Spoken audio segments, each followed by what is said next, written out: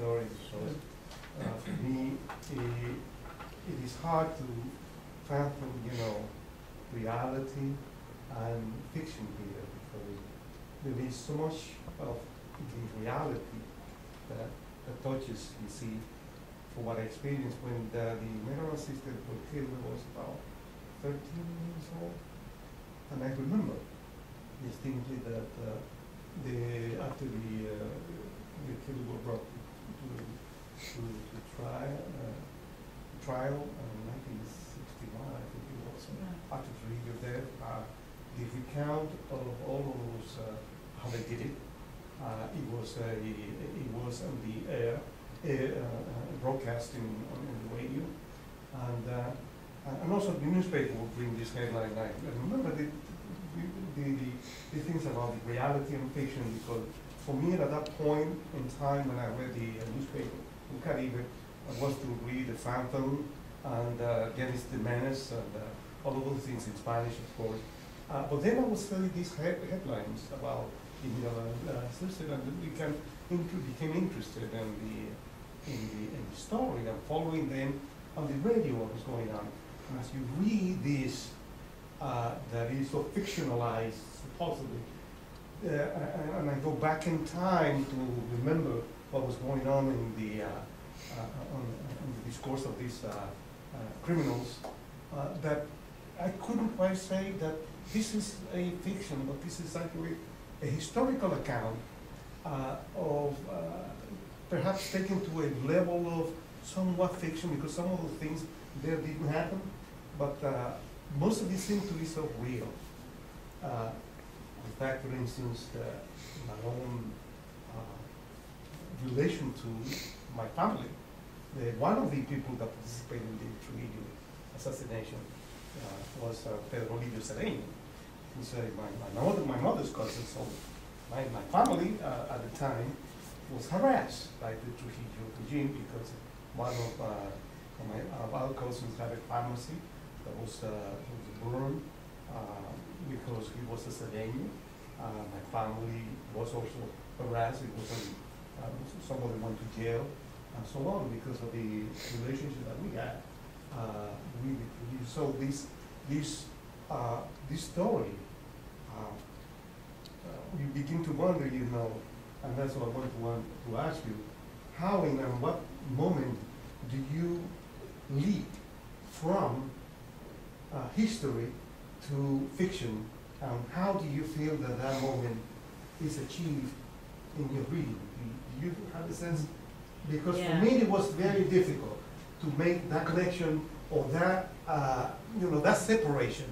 I mean, it was so intertwined, so linked, that it was difficult to say, okay, here is reality, and it ends here, and here begins fiction. Here comes the magical realism of the novel that is found normally in the boom of the Latin American big boom novel, and Julia Alvarez masterful expression of it. Well, it's really hard to disconnect one thing from the other. Gabriel Garcia Marquez said that Latin American history can only be told by fiction, because it's so unbelievable that you wouldn't understand in any other way. But for me, the connection, the only thing I could separate is on some of the events in the book, and of course all the dialogues she created, and some of the dates. She reconstructed really all the main events that happened in their life, and she really, the best thing is that she redeemed the Mirabals with this book. Do not be assessed that this book has done more than any history book about this story. So for me, listening to all the stories since I was a little girl, it's really hard. It's really hard to say what is fiction and what is real. I remember my mother telling me all the parades she had to go to school, dressed in the uniform. Still we have the plaque that says, in this house, Trujillo is the chief. We still preserve it. And then all my uncle's stories, you know, it was one by one that we will sit and talk about this, and I always dream of writing a book about it. So it's really hard to disconnect when you are so involved in the history of something of this magnitude. I'd like to add in relation to what Elisa was saying. My mother used to tell me the stories about how awful it was, the whole situation in Trujillo here. And I also read the book, and for me, it was hard also to disconnect the reality of what my mother was saying from what I was reading and from what Julia Alvarez was putting as part of the fiction. And it makes it so interesting and so engaging when you're reading the book. And especially for me, I didn't have the opportunity to live that era, and thank God, but I had this mother who was all the time telling me about it. It was like, sometimes I would say, Mom, you're not doing those days anymore. Like, leave me alone a little bit, you know, like in a different way. Because she wanted to make sure that my brother and I, we understood what was going on during those days. And when I read the book, it was just flashes coming back to my head, saying, oh my God, she was right. So it's just the way Julia Alvarez puts the whole story and the fiction, you cannot tell, like Dr. Luis and Lisa said, you cannot separate it. And also if you see the movie, In the Time of the Butterflies, it has a movie as well, and it's unbelievable because it's very connected Is the to movie close to the book? Yes. Yes, I believe it is. What do you think? The only criticism I have about the movie is that it should have been subtitled. And it's in English. Yes. It should have been in Spanish. Oh, okay. Yes, it should be. But You're it right. is very truthful to the book. Let me ask you something. I mean, when since you from here, and there's some scene in the book in which they describe these women driving with hands, with the reds, that is pretty much an image that somehow is, perhaps you might be able to correct me, difficult to me to reconcile with the women of the time of wearing pants, berets, and driving a car. I mean, do you feel that that is a bit of stretching much of the women coming of age, or is it an invention? One of those inventions from Julia Alvarez. You read, you remember reading those passages in the novel? I mean, women wearing pants? Yes, and perhaps the more radical, what was the name, the one, with Minerva, the first one, the radicalized sort of Minerva, that had this beret, and then these pants. I mean, what did you make? I want to get your perspective as American, and those scenes, if you remember anything at all. Well, would they be like soldiers? No. Just They dress traditionally, and Julia Alvarez mentioned about dresses. The one that really took a step forward was Minerva, but they were very traditional women, and then the fact that I mentioned that the family really protected, because they didn't want them to be killed. They will know about any little thing. In fact, one of the things that really went against Minerva was when she went to the dance, and she had a letter that this Virgilio, what is his name? Morales, right? Virgilio Morales. He was like the first man that influenced her. About the underground movement, and he wrote a letter to her. He wanted her to get asylum in an embassy, and her father hid the letters, so she never got them. But she found the letters, and one of them she kept in her purse. And when she was at the dance, that letter, you know, was found by the Trujillo general. So that really involved her more. So it was like an evidence that, you know, she was really involved. Well, to get back to the issue of pants, in the 50s and 60s, we were required to wear dresses to school. I don't know what it was like in the Dominican Republic, but when we weren't in school, we were wearing pants all the time. I guess that Minerva was the more radical one, doesn't seem. You're So, talking in the 60s, right? That which major changes going on here, right? And I was wondering to what extent those changes were before in the 1950s also happened in the Dominican Republic. Because some of the women here portray, painted or described as, dragging, and, most women really drive at the time. Also, most of the male activity. And let alone, to wear sort of the red kind of thing. So. Well, I should mention that one of the things that really struck me, I knew about it, but now rereading the book, it was how Minerva got to study law. I think is very important. How she what? To study law, to become a lawyer. Okay, to become a lawyer, yes. She asked in that dance permission to Trujillo to be accepted at the university. He has to grant the permission. And her fate was determined by rolling dice. So if Trujillo agrees, she will go, and she did. But the worst thing was that he let her study for 5 years, get her law degree, and then deny her license to practice. So she never practiced.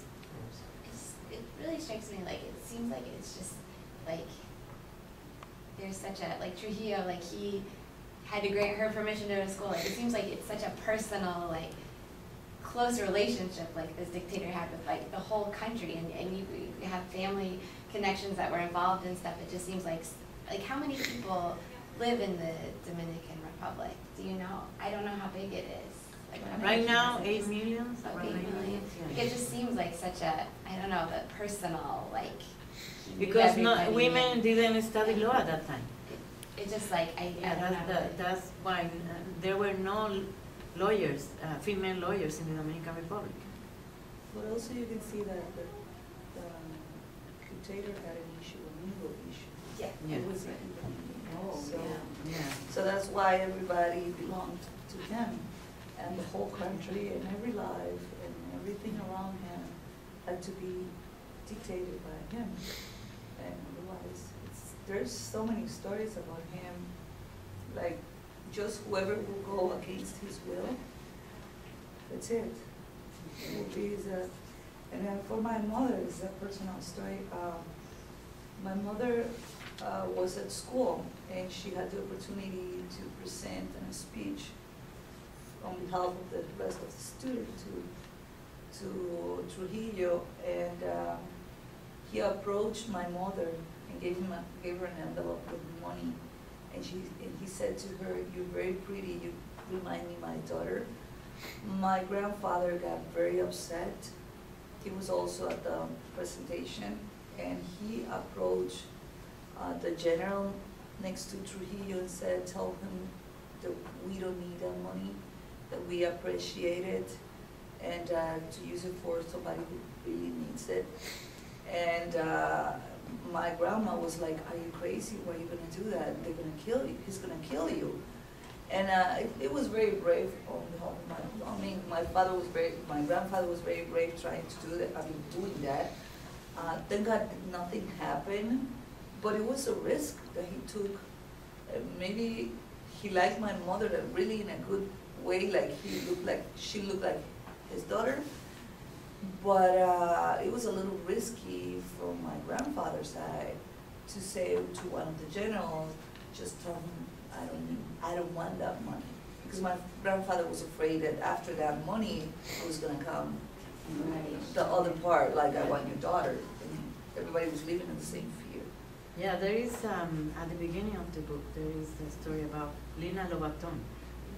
Yeah, she was a very affluent debutante, and she was attending Colegio Inmaculada with the Mirabal sisters in La Vega, and Trujillo was nearby. They were playing volleyball tournament, and he saw her. He, you know, she became her property. She became his mistress, and he even bought houses. They have 2 children. Yeah. And you know, she started getting all these gifts while attending high school, the school, and it was Catholic school, and the nuns have to give in. You know, they have to, you know, get all the gifts for her that he was sending. She was taken out of classes and taken to Trujillo for whatever he wanted to do, and then the wife of Trujillo at that time got jealous, so she went to visit her, and she had to be moved to another city, and she was the example of his, you know, sexual advantages and mistreating women. So nobody ever assassinated him? Yeah, they did. 30 years later. Yeah, 30 30 years later. 30 years dictatorship. Yeah. Yes. What happened after he was killed? Like were there like elections? Brown fees. There were always elections. Yeah. We'll find a way to put a different. After he was killed, Yeah. His son, Ramfis Trujillo, who lived in Paris at the time, was called to step on his father's shoes. Oh. So he took control for a little bit. Oh. But you know, it was such a system that it was so corrupted. I remember hearing the stories that, you know, they hunted so many Dominicans looking for the ones that killed Trujillo, and they will disappear, and they were thrown to the ocean, to the sharks, and it's so many awful stories that is really like from a mystery book. So the dictatorship continued? It continued for a little bit until when was called for election. wasn't it 1963? Yeah. From Yeah. Juan Bosch. Juan Bosch. Yes, was elected. There was a continuity, Balaguer one that you mentioned here. It's not mentioned by name, is it? No. But it's implied there. One of the people that served Trujillo was appointed, and we have interim governments in between. Ramfis was inept. He was a playboy. That's essentially he studied here, and he tried to study in the West Point. Yes, the West Academy, Point. you see. Yes. But he wasn't good enough, and he was let go. So he could come to the States to do all the actresses and so on. So he wasn't really prepared to take over on the state of Trujillo, although there were many people that were capable of continuing the type of government. And in fact, that's what happened after Trujillo. It was a sort of a continuity until 1963. Many things happened between the 2 years. So we had an election, and was a new government, and so on. Then we began a process of democracy there, with all the turmoils and defects that democracy brings from there on. But from there on, we haven't had a dictatorship.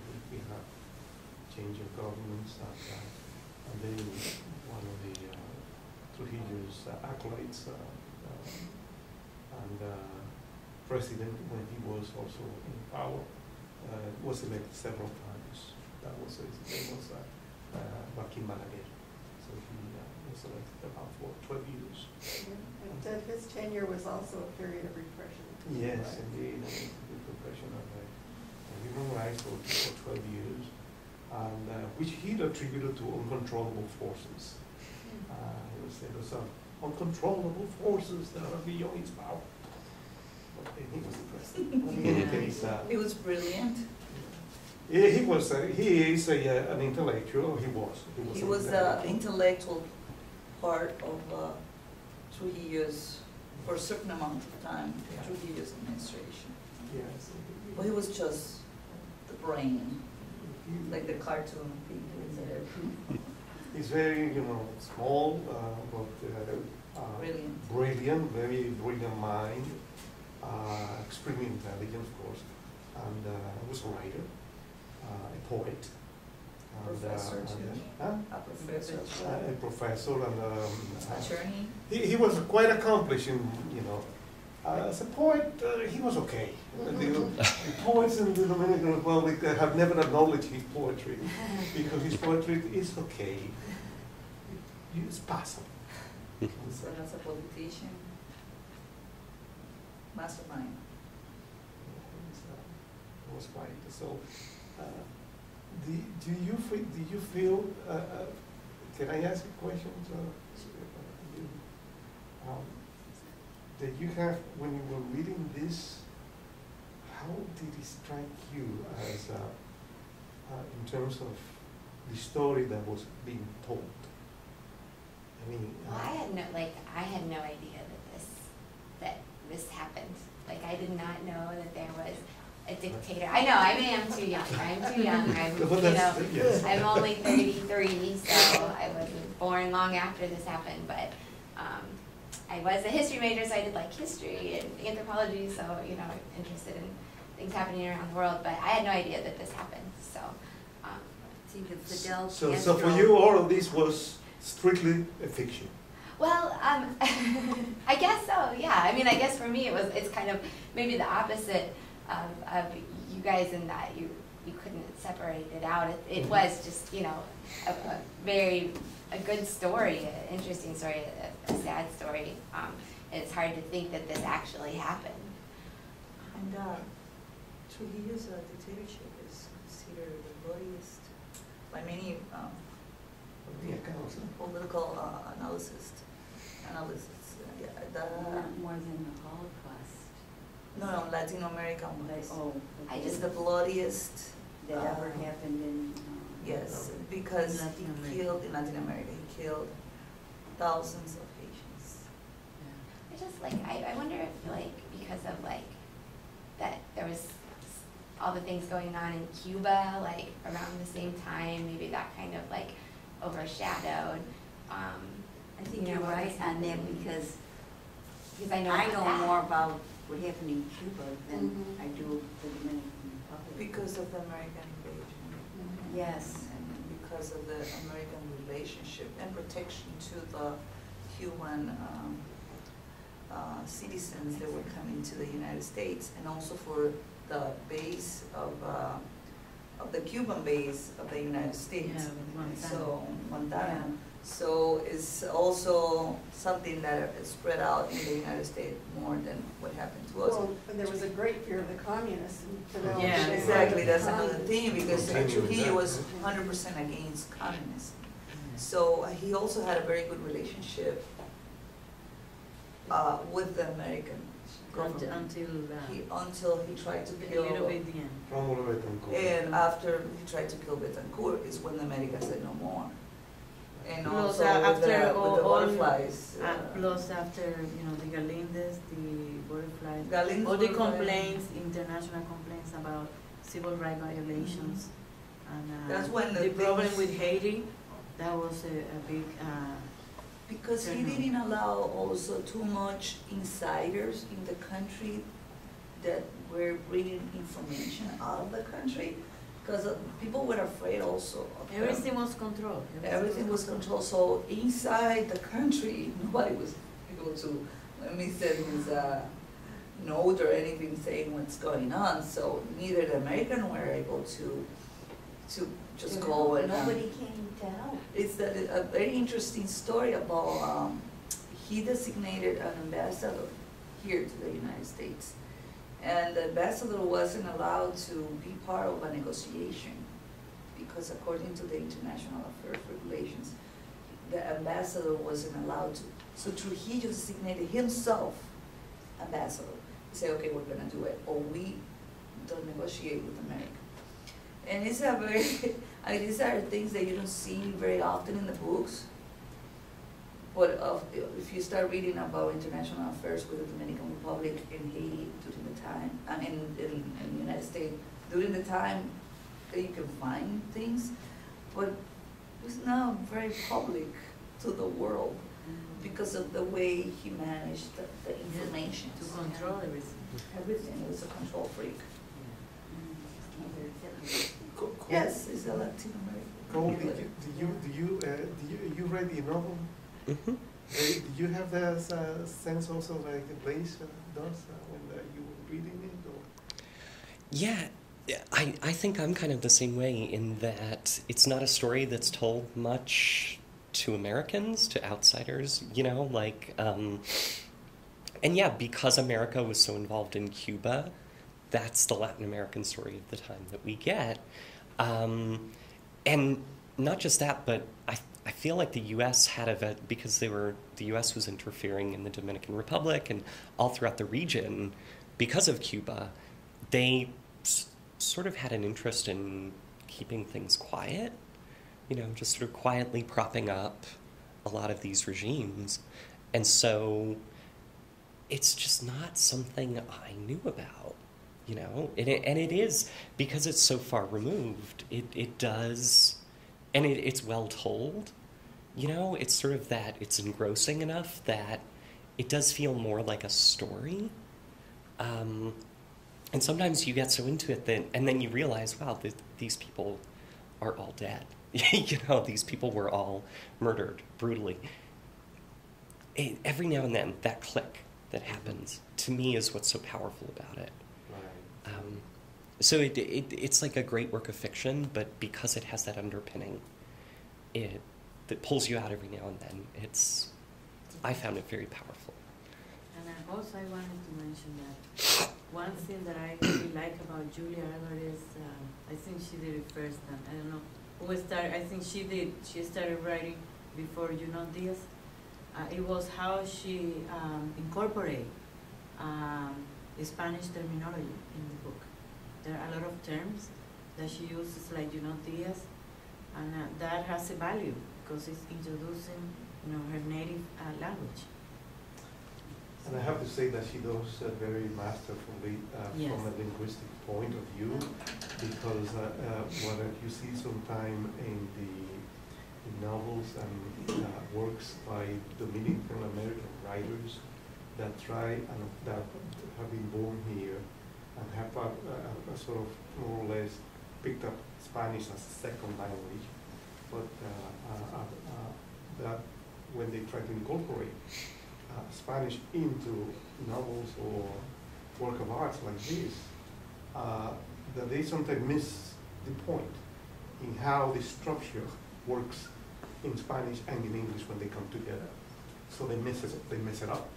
And I noticed that Julia Alvarez doesn't do that. Yeah, No, because she Very doesn't careful overdo with it. them. That's what I think makes the difference. I make a list because that is important to me. I make a list of some of the Spanish words she put in the book. Mm-hmm. Mm-hmm. So you didn't find that Because she had a doesn't problem. overdo it. That's Doesn't why. overdo it, Yeah. and she makes the proper transitions in clauses. When two languages come into contact, and you're using both languages at the same time, there are some processes, some rules that allow you to transition from one language into the other one without violating either language. Some of the writers don't know those things, and they violate what is naturally expected in a transition from one language to the other. She doesn't do that. I agree with what you say. Now that you mention it, is when I noticed it. I mean, it is so smooth Yeah. that it didn't Yeah, call so my smooth. attention Mhm. before. That's Thank it. you for Mhm. highlighting that Yeah. point, because Mhm. she's right, she doesn't overdo it. She doesn't overdo it, and she does it very smoothly. The transition just progresses. It's very smooth. And the reason why is because she has a very good feeling, of how the two languages merge naturally. Yeah. That's what it is. So if I was to give the book to my granddaughter, how would I say, is it a book of fiction but has so much truth? Well, it's based on a true story. It's based on a true story. It's based on a true It's a historical novel. Okay. Fictional historical novel. Will you say that it's a historical? That's a Yeah, that's the it's point of it's about the of discussion. history. Yeah, it's about the history of four sisters that change or contribute to change historical event in the Dominican Republic. That's right. But look at them. When they read it, it wasn't history for them. It was fiction. It What was- do you But it you was consider it was historical. just fiction? Well, I mean, It's that balance. It's where the balance lies, I think, because I don't have a personal connection to that history or that story, then it does become more about the novel as a work of art. For me, anyway. And what I liked, and you were talking about language, what I really liked is that she acknowledges that she's an outsider, that she is not involved, that she is not from there, and that she struggles sometimes with the language a little bit, or she sort of situates herself. And I think that's why she doesn't make the language ridiculous, because she's not trying to pretend that she's an expert. Yeah, she doesn't have to pretend that she's an expert. Yeah, and I had that feeling like when I read Junot Diaz, I said, I understand everything. How do Americans understand this? Because he does use a lot of Spanish words. Well, that's what I was gonna say about this book. Mhm. It's good for those of us who don't know Spanish, because she doesn't overdo it, and we can sort of figure out what the Spanish Yes. means. Right. I personally, with Junot, Yes. I read the English version and then the Spanish version. Translation. And for me, I prefer the English version, because with the translation of some of the Dominican Dominicanism. expressions, Dominicanism, it was really Yes. Yeah. accurate, So I personally like, and I recommend for somebody who's able to read in both languages to read the English version, because Junot, the difference with him and Julia, I think she managed the English, the Spanish better than Junot. Junot knows Definitely, more the yeah. Dominicanism. She's more fine, the way she Refined, writes. Yeah. More Right. refined, yes. Yes, absolutely. You're absolutely right. Yes. And with your question, I would say to your granddaughter, read it as a story. And then after you read that, then you say, Then go on the then go and internet then- and then Learn the Compare- history. Then you compare can tell the the real story. And story. I said, do you know that Yeah. that is actually real? Because, I mean, what you read here, even though there are some moments, and I have it written down, that are very fictional, it's historical. I love any sort of novel that I read that has any sort of basis in truth. After I finish it, I'm always on the internet, like trying to pick out the true story, because I think that's fascinating and interesting to find the background behind it. So. Well, I'm gonna tell you something that I don't want you to take it the wrong way, but in your perspective, what happens is that I don't know now, because some of my children grew up already, and I was involved more in their school when they were younger. But the war history that you get in the curriculum here, it doesn't make honor to Latin America. I agree. So there is so much that has not been taught. You're right. Yeah.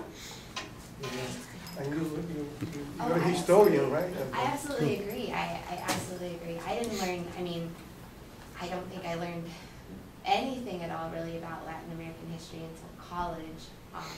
And then, I didn't learn about this. I learned about, there were like bad things happening in Guatemala.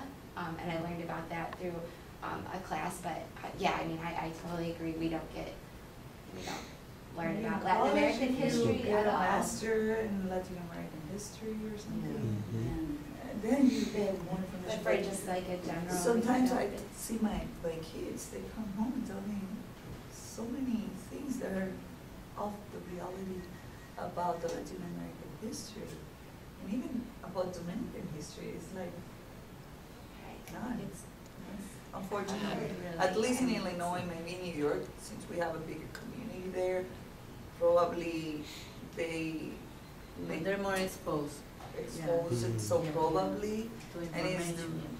very more difficult for them just to tell them anything, but here is more limited, the information, the truth about the Latin American history, and especially the Dominican one. That's why probably also you didn't know anything about, neither you did, Right. about the dictatorship. Like you can only erase the fact that Christopher Columbus went to the Dominican Republic and arrived in Puerto Plata. And he discovered America. There's nothing, it doesn't say anything about No, that. it says the general knowledge is some island. Yeah. Some Or island. nobody They give it to identified Bahamas, so Dominican they- Republic was like the arrival place. Yeah. Yes, and they give it to Insane. Bahamas, and it's a little Yeah. area in Bahamas, and they give that credit to the island. A friend of mine, he goes, oh, I was in Bahama, and we went to visit the area where Christopher Columbus arrived. I go, that's not Bahamas, it's Puerto Plata, where I was born. He goes, no, they give us a tour. I was like, Oh my goodness. and they said it was this and this and that. He's actually the ambassador of Argentina in China now. So, and him and his wife, they went to Bahamas, and he's telling me, I go, no, I deny that. I mean, I don't accept it. So I got him and I bought him a book. Yes, because it's deceiving to see something like that, you know, Yeah. and unfortunately, that is the happens. reality. You know, that may, I hope it may begin to change. I have been reviewing and some textbooks that are going to come out for American high schools. And they sent me the things about the Dominican Republic and the Trujillo and the history and so on to review to make sure that the factual things were sort of accurate. And I accepted it because I accepted the review. I normally don't go into high school textbooks because that's not my interest. But that one I did accept because of what you're saying. I said, wait a minute. First I sent to the editor, no, I'm not interested. But then I wrote immediately, no, send it to me. I want to do it. And because of that, I say, because I began to think when I completed my high school here, I had 4 years in the Dominican Republic. There was a revolution. I was in the army. But I came here and I wasn't able to get my degree in the Army, in the Air Force. So I had to complete here. And one of the requirements for me to complete were two courses: History of the United States and English 7 and 8. I remember that. And when I took History of the United States and History of America, didn't see anything of that. So that brought to mind that gap. And I accepted to do the review for those high school texts that are going to come out next year, I hope. So that is, there will maybe some changes. Highlighting our role from the very beginning, 1492 to the present, with with Julia Alvarez. They're mentioning people in there, so they're acknowledging now in the new textbook, history textbooks, the presence of the Dominicans in this country. They are. Besides of the baseball players. Yeah, and Oscar de la